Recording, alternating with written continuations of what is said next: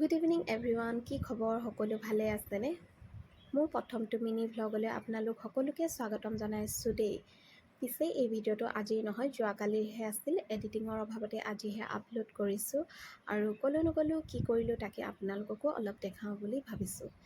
এয়া পাই দেখিছেই নহয়, ফটো আৰু ভিডিঅ' তোলাত লাগি গৈছোঁ আৰু।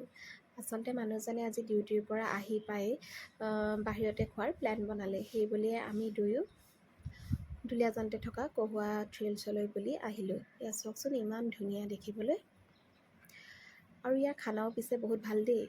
যিসকলে দুলীয়াজানতে থাকে তেওঁলোকেতো প্ৰায় আহিয়ে পাইছে বাৰু। যিসকলে বাহিৰৰ পৰা চাই আছে তেওঁলোকক কৈছোঁ, যদি আপোনালোকে দুলীয়াজানলৈ আহে তেন্তে কহুৱা ট্ৰেইলছলৈ আহিব।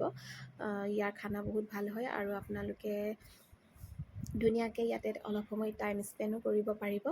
এই সকলোবোৰ কৰাৰ পাছত আমি দুয়োজনে খামটি থালি অৰ্ডাৰ কৰিলোঁ। তাতে আপোনাৰ টোপোলা ভাত, গাহৰি বইল, গাহৰি তিলত দিয়া, গাহৰি পোৰা, কলডিল বইল, আলু পিটিকা, পাপৰ, এই সকলোবোৰ আছিল। সঁচাই খানা বহুত টেষ্টি হৈছিল দেই। যদি আপোনালোকে শান্তি মনেৰে এসাঁজ তৃপ্তিৰে খাওঁ বুলি ভাবিছে তেন্তে আপোনালোকে কহুৱা ট্ৰেইলছলৈ আহিব দেই। আৰু ফাইনেলি খোৱা বোৱা হোৱাৰ পাছত আমি ৰুমলৈ বুলি উভতিলোঁ। উভতোতে দেখিছেই নহয়, বৰষুণ এজাকো পালোঁ। আৰু মোৰ ভিডিঅ'টো চাই কেনেকুৱা পালে জনাবচোন দেই।